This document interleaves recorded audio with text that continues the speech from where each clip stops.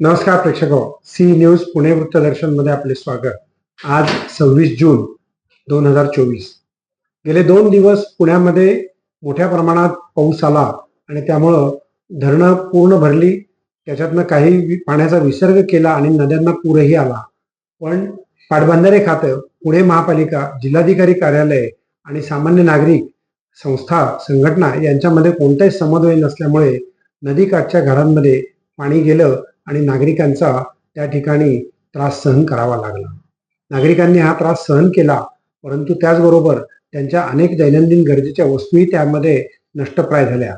मुरलीधर मोहोळ यांनी दिल्लीवरून संपर्कही साधला होता आणि ते स्वतः गंभीर्य ध्यानात घेऊन पुणे शहरामध्ये आले आणि त्यांनी पंचनामे करून ज्यांचं नुकसान झालं त्यांना त्याचा भरपाई देण्यात येईल असंही सांगितलं। नेमकं मोहोळ काय म्हणाले हे जाणून घेऊ। प्राथमिक ताबडतोब 5,000 10,000 काय आहे ती आता ताबडतोब 5,000ची मदत लगेच दिली, पण पंचनामे पूर्ण झाल्यानंतर खऱ्या अर्थाने किती नुकसान झालंय, त्याला किती मदत दिली पाहिजे, त्यानंतर आकडे आपल्या समोर बाधित किती आहेत आणि मदत किती मिळणार नाही। आता सर्वे सुरू झाला, सगळ्या टीम त्यांच्या फील्डवरती आहेत। सरसकट सगळीकडे आता कलेक्टरांच्या मार्फत टीम गेलेल्या आहेत। मी म्हणाल तसं दोन यांच्या ज्या काही टीम आहेत हवेली आणि पुणे शहरच्या माध्यमातून 2 SDOच्या त्यांच्या टीम आहेत। 8 टीम केल्या, 16 टीम त्यांच्या काम करतायत आणि ते काम वेगाने करा, मॅनपॉवर वाढवा अशा सूचना आम्ही दिलेल्या आहेत। दुसरं नदी सुधारवरती पुन्हा एकदा या निमित्तानं चर्चेत आलंय। काही म्हणतात की त्यामुळेच ते एकतानगर मध्ये बॅकवॉटरने फुगाऱ्याने पाणी घुसलं, तुम्ही स्वतः पाहणी केली, काय परिस्थिती आहे, काही नुकसान झाले का? मला असं वाटतं की हे दोन्ही वेगळे विषय आहेत, एकमेकाशी विषय जोडायची आता आवश्यकता नाहीये। आपण ते सगळं तपासू आणि त्यात खरं काय ते पुढे येईलच आहे। पण मला असं वाटतं की हे बघा, मी तुम्हाला आकडे सांगेल, बघा आता तुम्हीच विचार करा ह्याच्यात काय निष्कर्ष लावायचा। 500 क्षेत्रामध्ये 259 मिलीमीटर पाऊस झाला, वेल्ल्यामध्ये 259 मिलीमीटर पाऊस झाला, लवासा टेमघर धरणातले पाणी खाली येतं आपल्याकडे, लवासामध्ये 400 मिलीमीटरच्या वर पाऊस झाला। हे काय म्हणजे तुम्ही विचार करा, आपल्या धरण क्षेत्रामध्ये इतका पाऊस झाला म्हणजे रेकॉर्ड ब्रेक पाऊस झाला, ते पाणी खाली आलंय, पाण्याचा विसर्ग मोठ्या प्रमाणात झाला, म्हणून ही परिस्थिती निर्माण झाली।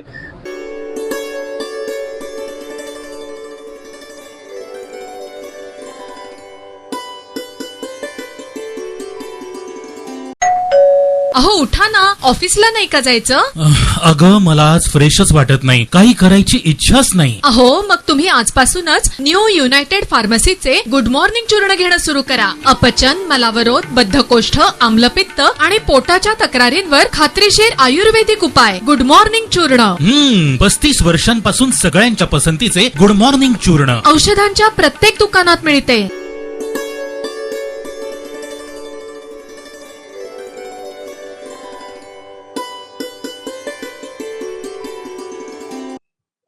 भोई प्रतिष्ठानच्या वतीनं कारगिल दिनानिमित्त एक कार्यक्रमाचं आयोजन कल्याणी नगर येथे हार्मेस फार्म्समध्ये करण्यात आलं होतं।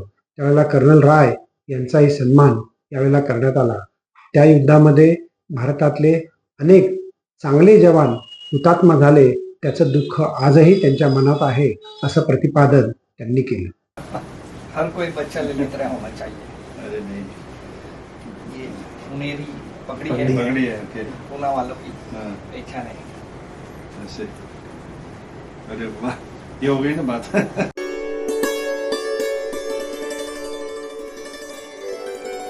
दगडूशेठ हलवाई गणपतीच्या मंदिरामध्ये अतिरुद्र महायज्ञाची 33 कोटी देवता गणासह पूर्णाहुती नुकतीच करण्यात आली। वेदमूर्ती नटराज शास्त्री यांच्यासह 65 ब्रह्मविद्यांनी त्याच्यामध्ये कार्य केलं। दगडूशेठ हलवाई गणपती यांनी हा अतिरुद्र करण्याचं कारण म्हणजे समाज निरोगी, निरपेक्ष आणि देश बलवान व्हावा याकरता करण्यात आल्याचं महेश सूर्यवंशी आणि त्यांच्या सहकाऱ्यांनी सांगितलं। श्रीमंत दगडूशेठ हलवाई गणपती ट्रस्टच्या वतीने या चातुर्मासानिमित्त प्रतिवर्षी आपण अतिरुद्र महायज्ञ हा धार्मिक कार्यक्रम करत असतो आणि या कार्यक्रमाची आज 21 दिवसांनी पूर्णाहुती होत आहे आणि याच्या मागचं कारण हेच आहे। हे धार्मिक विधी करत असताना मंदिरात येणाऱ्या भक्ताला बाप्पांचे आशीर्वाद लाभावेत, या रुद्र पठणाने आपली सकारात्मक ऊर्जा या ठिकाणी वाढावी आणि आपल्या समस्त भक्तांच्या कल्याणार्थ जो संकल्प पहिल्या दिवशी जो केलेला आहे तो सिद्धीच जावा अशा प्रकारची प्रार्थना या पूर्णाहुतीतनं करत असतो. आणि या पूर्णाहुतीकरता 21 दुर्मिळ वनौषधी यांची आपण पूर्णाहुतीमध्ये ह्या ब्रह्मवृंदांच्या करवी त्याचा आपण हे करत असतो, वापर करत असतो. जवळजवळ 65 ब्रह्मवृंद दररोज वेदमूर्ती नटराज शास्त्री यांच्या पौरोहित्याखाली हे रुद्र संपन्न करतायत. आणि आज त्याची पूर्णाहुती आहे.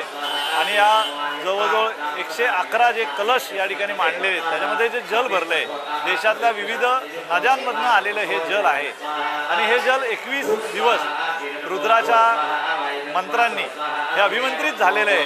आणि गणपती बाप्पांना पूर्णाहुती झाल्यानंतर त्या जलाद्वारे अभिषेक करण्यात येणार आहे. आणि मग बाप्पांची महामंगल आरती होऊन हा पवित्र सोहळा हा संपन्न होईल.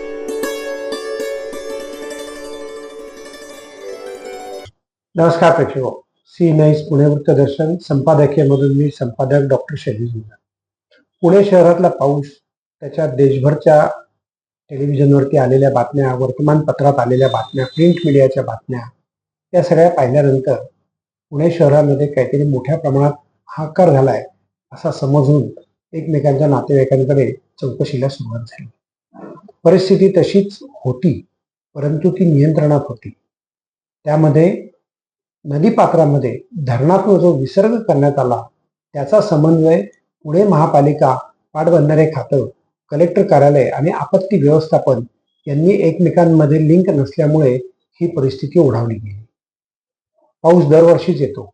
जून महिन्यामध्ये सर्व तयारी केली जाते, समन्वयाच्या बैठका होतात. पण असं का घडलं? पाटबंधारे खात्याने यामध्ये का कळवलं नाही असा प्रश्न मोहोळ यांनी उपस्थित केला आणि तो बरोबरही आहे.